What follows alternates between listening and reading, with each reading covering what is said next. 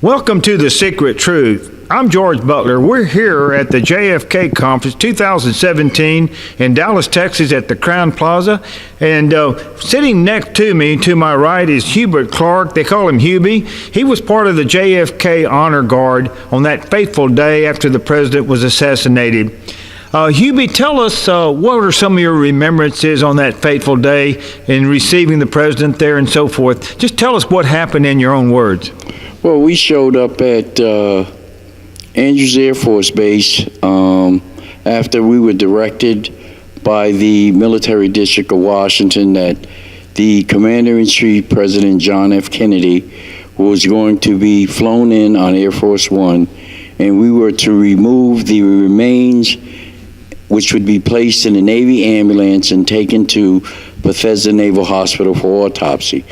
What was so memorable about the experience at Andrews Air Force Base was when the elevator truck came down with the remains on it, along with Jackie Kennedy, Bobby Kennedy, and McNamara, and other dignitaries of the president's staff, was when we attempted to take the remains off the elevator truck, we were interfered with by what appeared to be intelligence officers, FBI, Secret Service, CIA. We didn't know who it was, but because of the fact that they interfered, at one point we almost dropped the casket, the bronze casket, onto the tarmac, and if other members of the Honor Guard weren't present, the bronze casket would have hit the tarmac and possibly could have come open. But however, we were able to get it into the ambulance, and Jackie and Bobby and McNamara got into the ambulance, at which time we jumped into a helicopter and shadowed the motorcade all the way from Andrews Air Force Base to Bethesda Naval Hospital, where the autopsy was going to take place. As we neared Bethesda Naval Hospital, we sped ahead so we would be in place when the motorcade arrived. As the motorcade arrived, Jackie, Bobby, and McNamara exited the ambulance, at which time they entered the administration building, and we waited until they were inside, at which time we started to remove the president's remains. All of a sudden, a bunch of flashing lights started going off, and the ambulance took off. It just started moving forward. We were startled at first, thinking that he was going to stop, and when he didn't and kind of picked up speed, we were ordered back into the pickup truck, which brought us from the heliport.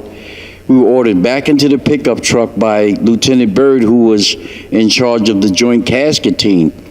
As we followed the Navy ambulance around the grounds, it seemed to pick up speed. Now, it was dark, it was cold. Y'all were in a pickup truck at this time. We were in the back of a pickup truck hanging on its own. Took off on its own. But it had the president's casket in there. The bronze casket that was taken off Air Force One. At the time, you didn't understand what was going on, why it had taken off. As this was unfolding, there was a lot of security personnel in the area. It was an armed camp. Yeah, okay, it was like an armed camp, and so this caused a certain amount of distractions because of this commotion that was going on, and it was a very serious event that was going on. So all of a sudden, this ambulance takes off on its own, and y'all are in a truck. He said, "We better follow that because they were supposed to take control of that casket." Exactly. We're the honor guard. Exactly. And we are welcoming not welcoming, but we're here to do our duty. Right. You had a certain military duty to responsibilities.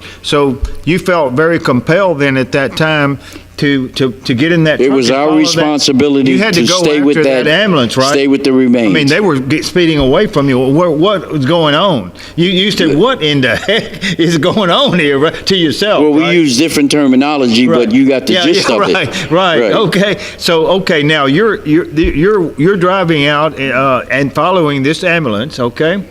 And at one point, the ambulance turned off the lights. Okay, they had tail lights. Okay, and the lights went out. And that's when we lost it. We lost track of it. Now this was at night, right? At night, No point of reference. What time at night? Oh, God. Was it early the next morning? Or was No. This was at night. This was around, because it was dark already. Oh, right. It was dark.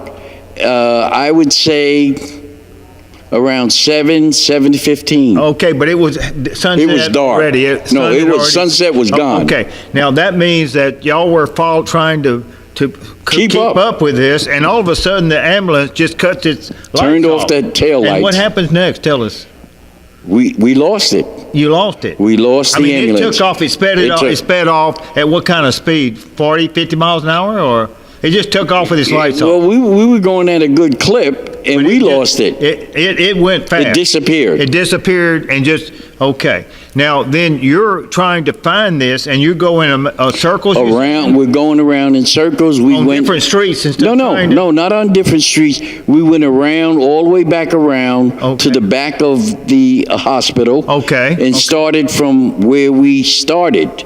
Okay. All right, the point where we were supposed to remove the remains. Okay. And we came back to the front of the hospital. Okay. No ambulance. We went back around the same route. Okay. Came back around, and there was a corpsman on the loading dock, and the lieutenant yelled out from the cab, "Did you see an ambulance go by?" Okay. And the corpsman just threw up his arms like, "No." Okay. And so we came back around And the third to the time? front of the hospital. Okay, This is the second time. Second time, okay. And when we made our third pass, Okay. when we came to the back of the hospital, the ambulance was sitting there with General Godfrey McHugh standing outside. Okay. Godfrey McHugh was the U.S. Air Force Chief of Staff to President John F. Kennedy. Okay.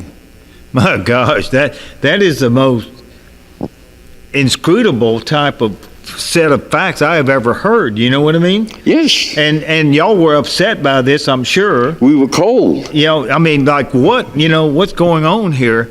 And so, tell us what happened after that? Once we formed up and we took the remains out of the ambulance, and we know it was the same casket because it had the same dent on the top, and on the right side of this bronze a dent on the top of the casket. Okay. And on the right hand side, the handle was broken. What created the dent?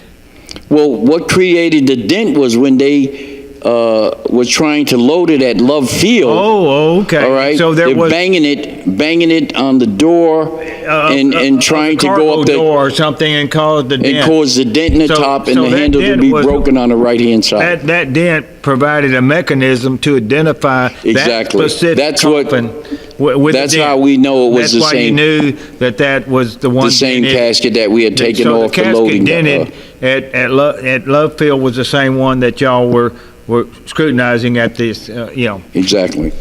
So you unload the casket And we take it into the morgue, what we call the anteroom, which is where they store the bodies of. Okay. And was there anything else? Nothing else. There was nothing else in the anteroom. Okay. But we never actually went inside the inner morgue. Okay. All right. The doors were closed. Okay. And we were directed to stop right at the second set of doors. Okay. And we were told, all right, stand guard outside the door and make sure no unauthorized personnel comes into the morgue area.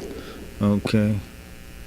And you said something earlier in our conversation before we started this interview, there was another casket somewhere? No. Well, what happened was during the night while the autopsy was going on. Okay, in other words, they had started at that time.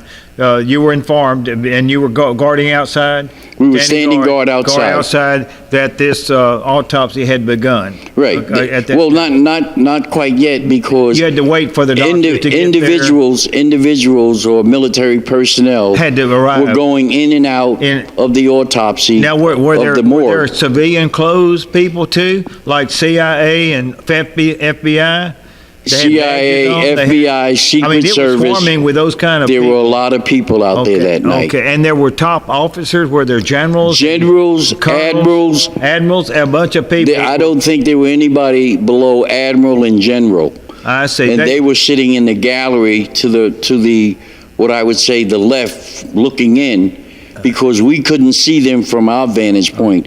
However, when Admiral Berkeley... Was there a certain place that they could look through? Oh, yeah. The gallery in teaching hospitals, they always have a gallery that you can look down, that would be in close proximity. When something is being performed like that. Where they're able to look at... Medical students use those for teaching purposes medical also. Students, right. Yeah, so there's a place to look at and see what was being performed. Right, because you don't want them around the table because they can contaminate the evidence. Yeah, right. You got to maintain a very, right, a sanitary area. Because there's open, there.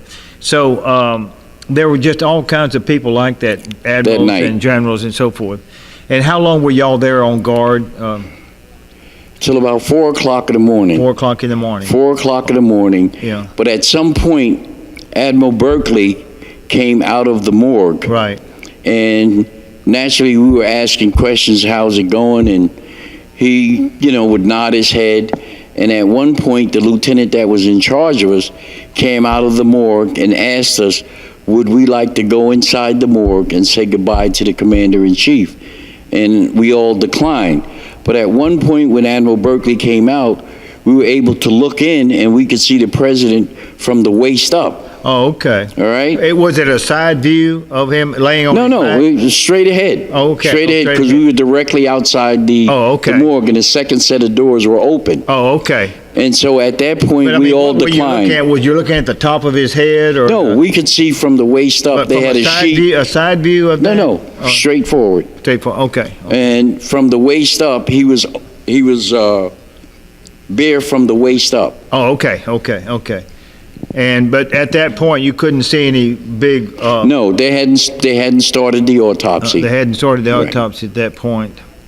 So when did you actually leave that area? Around 4 o'clock? 4 o'clock in the morning. Well, prior to that, they had a civilian funeral home funeral director come in, because Miss Kennedy wanted the body embalmed. Normally in the military, back then, there was no embalming. Now, how about Jackie and her? She was up on the 17th floor. She was on the 17th floor, the presidential suite at Bethesda Naval Hospital. Bethesda, and that's the top. Right, that's where the presidential suite is. And who was with her up there? General Wheel, Bobby Kennedy, Robert McNamara. And Robert McNamara. Oh, okay. Now there might have been other people. We weren't. We didn't go up there. We knew about it. But at one point, the General Godfrey McHugh brought the president's blue suit that he was going to be buried in down to the morgue. He brought it in, and when he came out, he was very upset. And we kind of asked, well, what's going on in there, General? But his frustration was with Lyndon Johnson, because he felt that while Miss Kennedy was grieving and wanted to stay with the remains on Air Force One, he insisted that she come up and watch him get sworn in. He was sworn in on Air Force One. There's a question of whether or not that was necessary, because under the Constitution, once the president passes away, he's automatically becomes president. So there's a question there. Photo op. Yeah, he had photo op. Yeah, right. It could have been. It might have been. And there's that picture of Lady Bird with a very, a very suspicious look. Something like we've got it now or something. I don't know.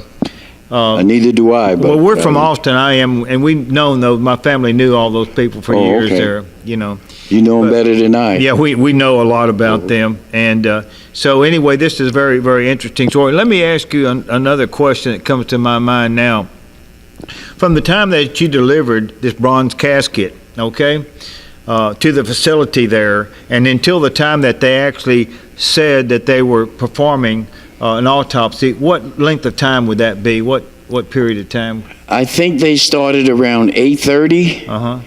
And by the time they did the embalming when did y'all actually deliver the casket? What time would you say that it went back to the White House? No, into the doors of the. No, we didn't. We never entered the inner morgue. No, we were stopped in the anteroom. When did you deliver it to the morgue? What time? I'd say about 7:30. Okay, now, then they told you the process started then? Or No, they didn't tell us, but once they closed the doors, we just assumed that they were getting ready to, waiting for the doctors. But they had the point I'm a trying little to make 15, here 20 is minute that meeting. If anything occurred, with the body, there was probably some period of time in there where there was not really an official autopsy occurring, but other things were happening. Maybe that's maybe what. No, I agree with you. I understand. That's highly speculative. Yeah, no, I understand. There's time here. I can neither confirm or deny that nothing didn't take place. In other words, they could be flim-flamming the time sequence here of different things to allow them to do what they want to do. Let me just outside of any public scrutiny. Let me just say this: that the following morning, once we had left Bethesda Naval Hospital to return the president's body back to the White House. Okay. All right. The chief of the day that makes all the log entries in the official military log was called down, and a page was ripped out of the log because the time and the dates when everything was taking place had to be changed, and he had to change them. So in terms of something out of the ordinary, I would say that's really out of the ordinary, because you never rip out official documents. You never do that. You never. There's always a line through it with your initials. So that would give rise to something that was really nefarious. Nefarious and illegal and outside of any normal procedure that they should. There were a lot of things that were not normal. Military procedure and record keeping and things like this that you're taught from boot camp. Military or organization would have to keep, or any hospital. Hospitals have to keep those records because of liability and stuff like that. Absolutely. So, so what after y'all went on home after that night, that early morning? And when you say went on home, you mean to the White House? Yeah. We moved the remains from Bethesda Naval Hospital. We brought the president home to the White House. You did. And we brought him into the East Room. Now let me ask you this: y'all went into the front entrance there of the White House, off of Pennsylvania Avenue there, or it was dark. Yeah, okay. We came through the gates. Where did you actually end up with the remains there? In the East Room. In what? In the East Room of the White House. In the East Room of the White House. Now it was flag draped with a flag. Absolutely. Okay, and at that time, because the death watch had not been formed yet, we had to stand there and guard the casket. So y'all substituted for the death watch until they were formed. Around in a certain the same. No. As we would be carrying it on both sides of the casket. At which point, Miss Kennedy and Bobby and other family members or McNamara came into the East Room, and she wanted to view the body. She wanted to view the body, and we were getting ready to march out, and she said, no, they don't have to leave, just do an about face. So we did an about face, the casket was open, and she was able to view the body. It was closed, flag placed back on. Most of the time, except for all the time, except for that one instance where she wanted to view. Now, who viewed the body at that time? Her and Bobby. Anyone else? No, just those two. Those two. Did you hear? Didn't say anything. Didn't. Okay. Was there any kind of music or any kind of official silence? There's just total silence in that room. Okay. And how was the lighting in there? Was it subdued or what in that? Well, the lights were lighting. Normal lighting. Now let me ask you this: there were Secret Service that are uniformed and they were not in the room. We were the only ones in the room, along with the family. But they were at the gates and everything. Oh yeah, oh absolutely. You both have they have uniformed and regular civilian closed Secret Service. As I understand. So y'all were there how long then inside the East Room there? I'd say we were there like maybe 45 minutes before the official death watch came, and they were placed around the casket, at which point we marched out, and we later went down on below the level underneath the main floor. Okay. Where we just passed out on the carpet. You did? We just laid on the floor. Oh my God! Y'all were exhausted, weren't you? Well, How we were long up had y'all from. been up from we that were time? up from 6 o'clock the following day. Okay. Or the previous day. Till And this was going on like maybe 6:30 the following morning. Oh, okay. So we were About 12 We were hours. kind of spent. Something like that, whatever. And y'all had worked. No, 12 hours. How about 24 hours? Oh, okay. Oh, because y'all were on duty. Right. Oh, I Right. see. In other words, y'all were officially. We get up at 6 o'clock. I got Revelie's you. at Y'all 6 were on o'clock. duty and your regular work. Right. And then the assassination occurred, and then y'all got drawn into this because the body All was flown day. in later from Dallas. All and, day. and then you continued on through the night. All into day. Okay.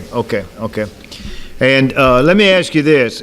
This was such an overwhelming experience, an emotional thing, and those that either voted for him or against him, this was outside of It wasn't politics about at the time. politics. It was about Well, it wasn't a dead about president. for the nation. A nation. It wasn't about The nation politics. had It was lost its about the president, president right? of Okay. the United States Right. being assassinated. Right. It was about a nation which had lost In grief, right. in grief, That was grieving. and there was a real widow there, and she loved him dearly, and it was about her loss and And the children's loss. Yes, and They were lost so a father. young, too. At that time. Camelot. Yes, right. So, so y'all just passed out. And Well, when I say pass out, we just laid we down just and laid relaxed, down. right? And then y'all went home after that. When you say home, no, we went back to our barracks. Oh, you went. I'm sorry. we I'm didn't- sorry. no, I understand. How old were you at the time? What age were you? I was 19 at. Okay. I was the youngest. Okay, I was the youngest of the entire this thing crew. happened years ago now. Yeah, I'm 73 today. 54 years ago, so Right. it was a while back. Right, right. I always forget. But I still consider myself young. So you were a young man. So y'all went back to the barracks. Now, Right. then, did you talk with your friends and? Didn't talk to anybody. Couldn't call anybody. You could- We could only in other go words, back. They put a blackout on this. Yeah.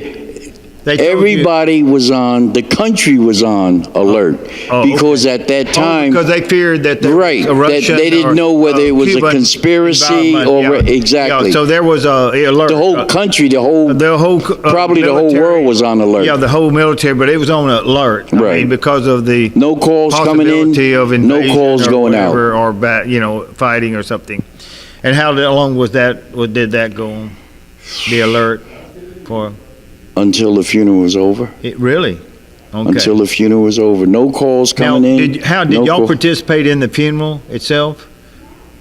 Did y'all? What? Every time the casket moved, Y'all were we there? moved it. Oh, okay. It came down to Okay. Until he was buried, and that right. was Once he left the East Room okay. to go to the Capitol, the night before, we had to take him up the Capitol steps.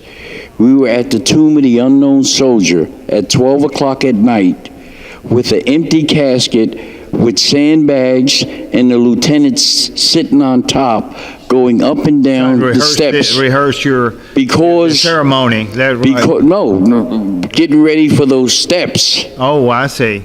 All right, Oh. and the fact that the casket weighed 1,300 pounds, Okay. we knew that it was going to be a struggle. Oh, I and see. the steps at the Tomb of the Unknown Soldier are a little wider than the steps at the Capitol. Oh, okay. All right, so we wanted to be sure that there was only one person on the step at a time. Oh, because if one person stepped on somebody else's heel, Okay. it was over. So y'all had to coordinate your Exactly. and make Exactly. sure that it was coordinated properly. Exactly. And then y'all buried him in At Arlington National Cemetery. Arlington National Cemetery. I remember my first funeral, And there was a flame there, eternal flame. eternal flame that still is burning. I remember this my day. first funeral, Yeah.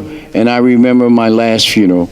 Yeah. President Kennedy was the last person I buried at Arlington National Cemetery, and I've buried close to 500 Okay. military personnel at Arlington. My gosh.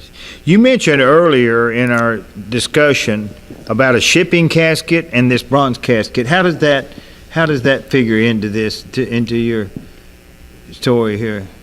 While we were on the helicopter shadowing the motorcade, Okay. a black hearse pulled up at the loading dock at Bethesda Naval Hospital at 6:30 p.m. Okay. a silver shipping casket was taken from that black hearse by Dennis David, who was the chief of the day, and brought into the Bethesda Naval Hospital morgue and set on the floor. Okay. The next time a casket went in was the bronze casket that we bought in. Right. All right, remember I told you there were 3 caskets. Yes. The only other casket that went in that we were aware of at the time was the African mahogany casket that came in that he was buried in. Okay. That's why I said 3 caskets. Oh, okay. But we knew of 2. We didn't know about the shipping casket. Now, the silver casket, The silver shipping casket. What was that about? They said that the president's body was taken from the silver shipping casket that arrived at Bethesda Naval Hospital morgue at 6:30 p.m. while we were still on the helicopter shadowing the motorcade to Bethesda Naval Hospital. So what I'm saying to you, in fact, is that the president's body was on the autopsy table before we even landed, before the motorcade even arrived at Bethesda Naval Hospital. So there was time in there to do things to the body then, or whatever. I mean, that would be, I see. And so what y'all loaded in there was the bronze casket. Did it, when y'all picked it up from the plane, did it feel like it had something in it, or? Well, remember what I said? Yeah. When we were dragging it off the elevated truck. Okay. We were ambushed, or we were. Oh, I see. By the civilians. You said that. But looking back. 52 years later. Right. We all came to the same conclusion. Whether or not they, in fact, didn't want us to touch that casket. Oh, I see. I got you. So that would give rise to possibly an empty casket, what could have been. But now his body. We don't want to speculate. His body would weigh. Let me ask you this: his body would weigh maybe 200 pounds or something, 225, or I'd say maybe 180. About 175, 165, something in that order. What would be the overall weight of that bronze casket? It would all depend on. 1,000 pounds? No. No. It would all depend on the make. And the material. It always comes down to the affordability of who's paying for it. Exactly. So you can get a beautiful heavy casket and you can get a beautiful light casket, depending upon who's being buried. Right. How much money do you want to spend? Right. But in this case, the government was putting a bill, and the family said, "We want the best that you have," and that's why the mahogany casket was bought from Guller's Funeral Home. But mind you, in Dallas, that was also a private casket that was bought from a funeral home to Parkland Hospital. That was not a shipping casket. That was a bronze ornamental casket. There's another one? No, the bronze that y'all they put him in at Parkland Hospital. Okay. So the value of what your experience was that there's different things, different caskets showing up at different times from different funeral homes and so forth. And this cast a light that there was some manipulation going on, or a highly, one might think that. Yeah, right. So today, how would you conclude your this interview? What would be your closing comments in this interview today? And we have him. Betrayal is his book. It can be found on YouTube. Amazon. On Amazon, and also, do you have a site on this? Do you have a website? No, I don't, because I don't want any hate mail. People that have read it and they've reported it very well. They've reviewed it well for you. So Amazon has it. So go in there and find that. If I had one thing to say about my experience back then, tell us a conclusion here. Concluding remarks. In the years following that traumatic time, it would be that the country was grieving. The country was in a state of shock. And that we were told that one person shot the President of the United States, that he was a lowlife, that he was a drifter, that he was a communist sympathizer. Having been in law enforcement for 22 years and visiting Dealey Plaza and standing on that X and looking back at the school book depository, ask questions as to why, how, and who was responsible.